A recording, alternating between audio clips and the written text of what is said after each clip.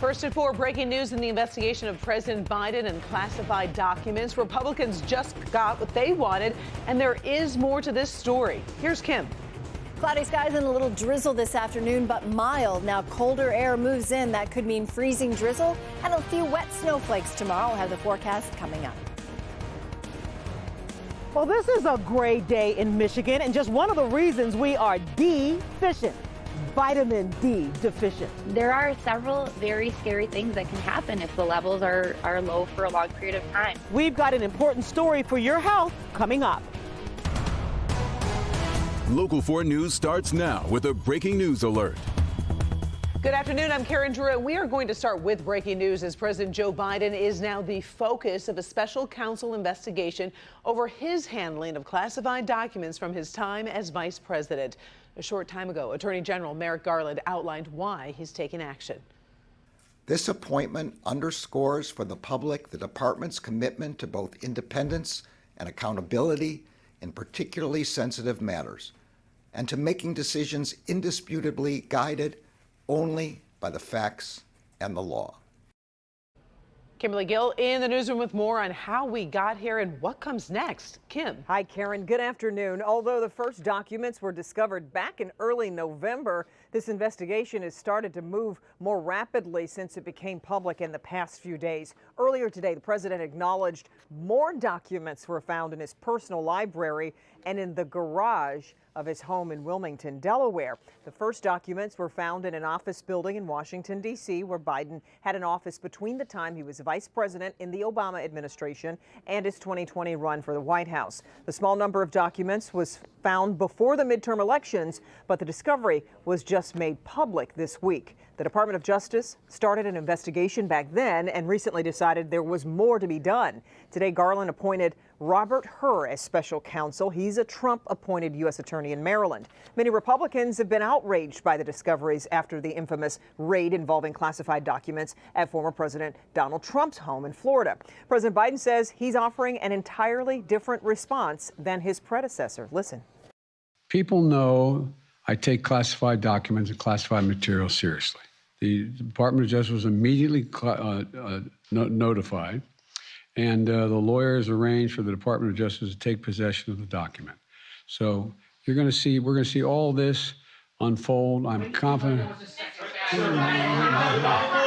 you very much. But I think Congress has to investigate this. Here's an individual that's been in office for more than 40 years. Here's an individual that sat on 60 Minutes that was so concerned about President Trump's documents locked in behind, and now we find it just as a vice president, keeping it for years out in the open in different locations.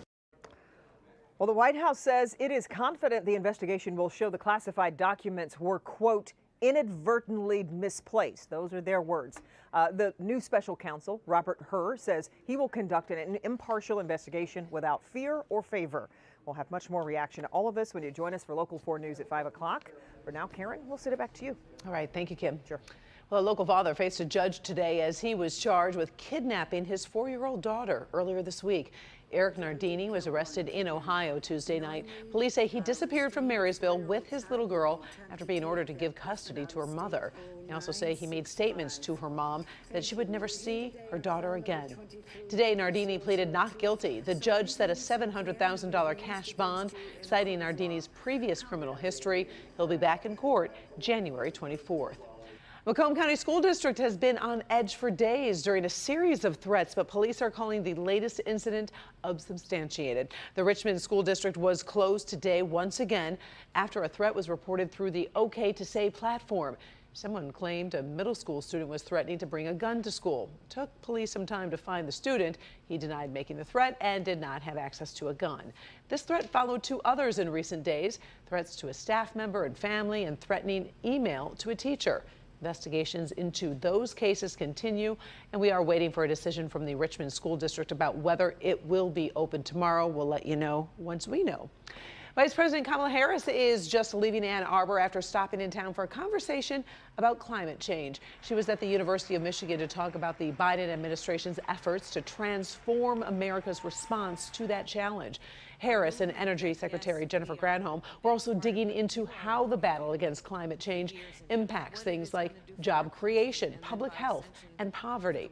We had a crew in the auditorium, and we'll bring you some of the Vice President's comments and reaction live at 5.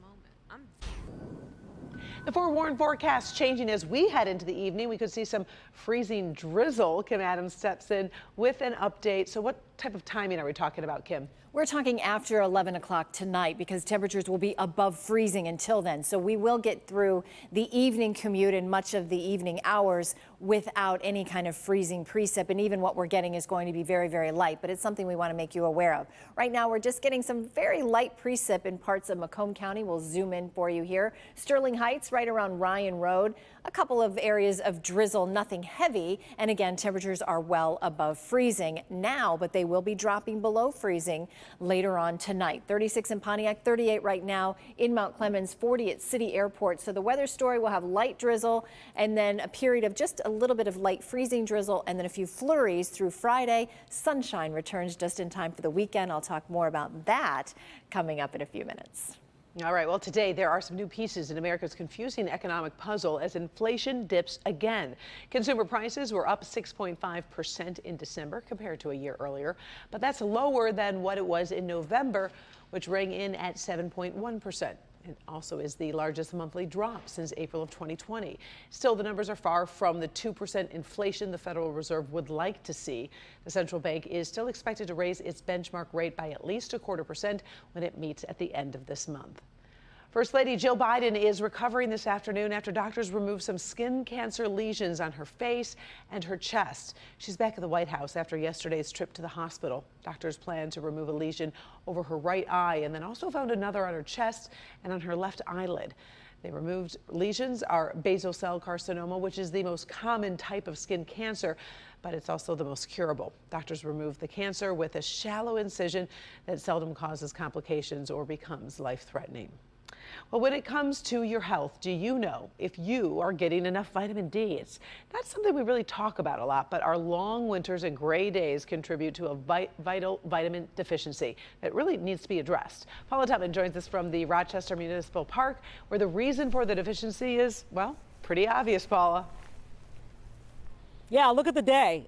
Absolutely. Okay, so this says unsafe ice. Yay, no ice there. But at least we don't have snow up to our waist. But when you take a look across the pond, you can see this is a pretty typical looking Michigan day, which is why we are deficient in a major vitamin.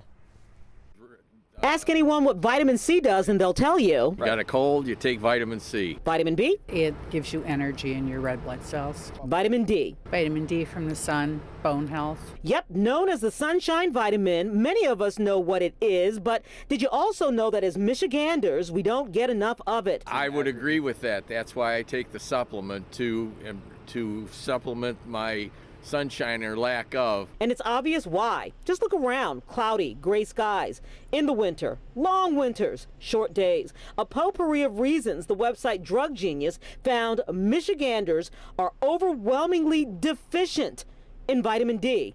And local doctors agree. It's important for so many things like maintaining good bone health, for our muscles, for our nerves, our immune system, and even our mood. So here's what happens when you are deficient in vitamin D. Fatigue is one symptom. Depressed mood can be another symptom. Brittle bones, muscle aches. And if you're experiencing all of those symptoms, you definitely want to talk with your doctor about getting that vitamin D level checked. Here's what you do to fix the deficiency. So foods like fatty fish, beef, and milk are great natural ways to keep up levels of vitamin D. But for vegetarians and vegans, it's a little more difficult. And also, the color of your skin is a factor. That's when you consider supplements. Generally, it's safe to say that, especially in the wintertime, most adults can handle about 600 units of vitamin D daily.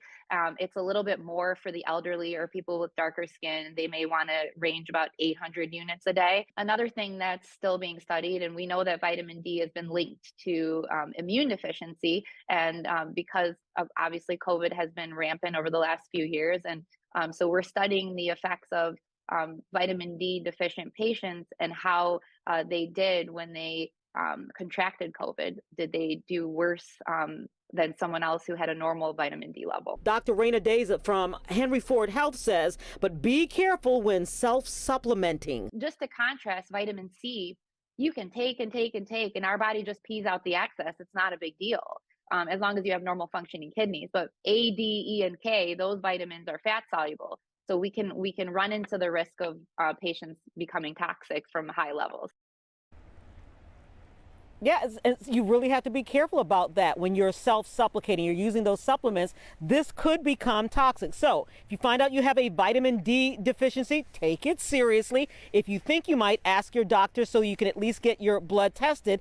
I will say this, I did talk to my buddy Paul Gross, and he says we're going to have some sunshine this weekend, Karen, so we can come out here and we can suck in some of those vitamin D natural rays to work on our D deficiencies. I agree, and plus the temperatures are going to be warmer, so it's definitely a good reason to get outside and get some of that sun. It sure looks gray out there, though. It really does, Paula. Yeah, it is gray. It really is Yeah, gray. it does. It Yeah. is. All right. Thanks, Paula. That's all right. It's Michigan. It is Michigan. That's right, it changes.